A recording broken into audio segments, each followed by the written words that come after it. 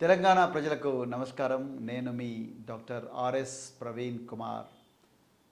గత 10 సంవత్సరాలుగా నేను గురుకుల పాఠశాలల సెక్రటరీగా పనిచేసి ఉద్యోగానికి 7 సంవత్సరాల సర్వీసు ఉండగానే స్వచ్ఛందంగా రాజీనామా చేసి నేను రాజకీయాల్లోకి వచ్చాను. మిత్రులారా, ఈరోజు మీ అందరితో ఈ గురుకుల పాఠశాలల మీద, మరి ముఖ్యంగా ఎస్సీ గురుకుల పాఠశాలల వివాదం మీద మీ అందరితో మాట్లాడాలనుకున్నాను. అందుకొరకే ఈ వీడియో చేస్తున్నాను. దయచేసి ఈ వీడియోను మీకు తెలిసిన ప్రతి తల్లిదండ్రికి, ప్రతి గూడానికి, ప్రతి బస్తీకి కూడా చేరవేసేటట్టుగా చూడండి. మిత్రులారా, అసలు ఈ గురుకుల పాఠశాలలు ఎందుకు వచ్చినాయి? ఎందుకు దీని మీద వివాదం రోజు రోజుకు ముదురుతూ ఉన్నది?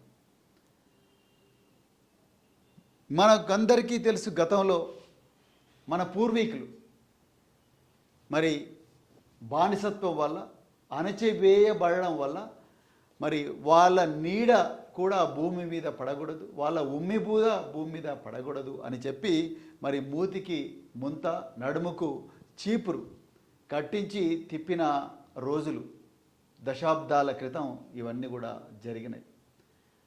వీటన్నిటి నుంచి మనల్ని విముక్తం చేయడం కోసం ఎంతో మంది యోధులు పోరాటం చేసిండ్రు.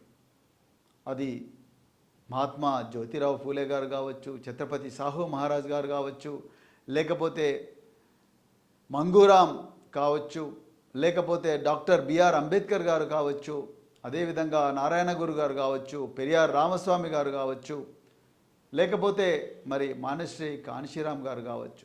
ఎంతోమంది మహనీయులు తెలంగాణలో, తెలుగు రాష్ట్రాల్లో కూడా ఎంతోమంది మహనీయులు మనని ఈ బానిసత్వం నుంచి బయటికి తీసుకురావడం కోసం పోరాటం చేసిండ్రు.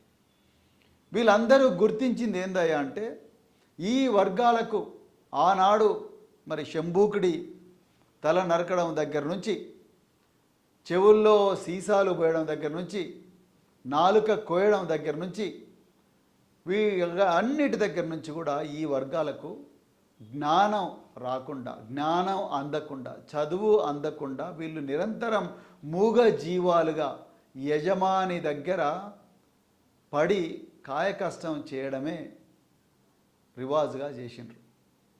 వీటి నుంచి బయటపడే కోసం ఎంతోమంది మహనీయులు, మరి ముఖ్యంగా డాక్టర్ బిఆర్ అంబేద్కర్ గారు మన గురించి పోరాడారు. అయితే అందులో భాగంగానే మరి ఎంతోమంది పిల్లలు, వీళ్ళందరూ కూడా ఒక గ్రామము, ఒక బస్తీ, ఒక గూడెం అని అనుకుంటే ఎంతోమంది పిల్లలను ఇందులో పాఠశాలలకు పంపించి చదివించారు. అయితే పొద్దంతా పిల్లలు పాఠశాలలకు పోయి రాత్రి మరి సాయంత్రం ఇంటికి వచ్చినప్పుడు తల్లిదండ్రులు కూడా పొద్దంతా కాయకష్టం చేసి కూలీలుగా పనిచేసి వాళ్ళ ఇంటికి వచ్చిన వెంటనే వాళ్ళకు అసలే చదువు రాలేదు, వాళ్ళ పిల్లలు ఏం చదువుతున్నారో కూడా తెలుసుకునే పరిస్థితి లేదు, బయట ప్రపంచంలో ఏం జరుగుతుందన్న లోకజ్ఞానం ఈ తల్లిదండ్రులకు తెలిసే పరిస్థితి లేదు. ఇంట్లో రేడియో ఉండదు, అదేవిధంగా మరి టీవీ ఉండదు, పేపరు ఉండదు, పేపర్ వచ్చినా చదవడం రాదు, చదివితే కూడా అది నేరమైన రోజుల లోపల కొంతమంది మహనీయులు ఈ పిల్లలను, కొంతమంది మరి గొప్ప మనసున్న టీచర్లు కొంతమంది పిల్లలను, ఈ వర్గాలకు చెందిన వాళ్ళను పాఠశాలల్లో వేసిండ్రు. కొంతమంది తామే తల్లై తామే తండ్రై చదివించారు. నేను కూడా ఒక ఉపాధ్యాయుల కుటుంబంలో పుట్టిన బిడ్డను కాబట్టి నాకు తెలుసు మా తల్లిదండ్రులు ఎంత కష్టపడి మారుమూల అటవీ ప్రాంతాల్లో పేద పిల్లల్ని చదివించారు.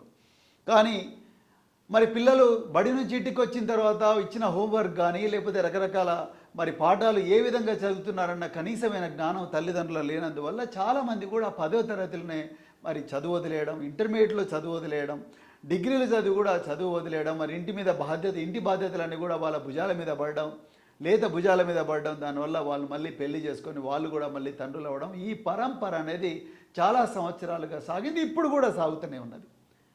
కానీ 1972వ సంవత్సరంలో ఆనాటి తెలుగు రాష్ట్రాల ఆంధ్రప్రదేశ్ ముఖ్యమంత్రి గౌరవ శ్రీ పివి నరసింహారావు గారు, వారు దేశ ప్రధానిగా కూడా పనిచేశారు.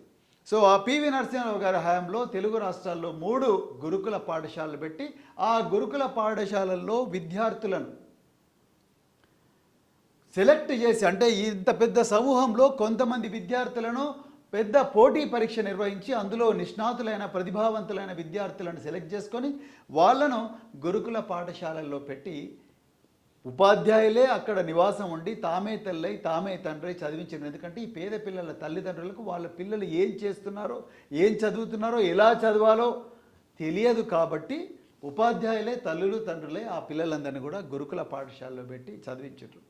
ఈ విధంగానే కొన్ని మిషనరీ స్కూల్స్ కూడా మరి 19వ శతాబ్దంలో 20వ శతాబ్దంలో పెద్ద ఎత్తున కూడా తెలుగు రాష్ట్రాల్లో దేశవ్యాప్తంగా పెట్టిన, మరి ముఖ్యంగా తెలుగు రాష్ట్రాల్లో పెట్టి బోర్డింగ్ స్కూల్స్ అంటారు. బోర్డింగ్ స్కూల్స్లో కూడా చాలామంది విద్యార్థులను చదివించారు. అక్కడ కూడా ఉపాధ్యాయులు తామే తల్లి తామే తండ్రి చదివించారు.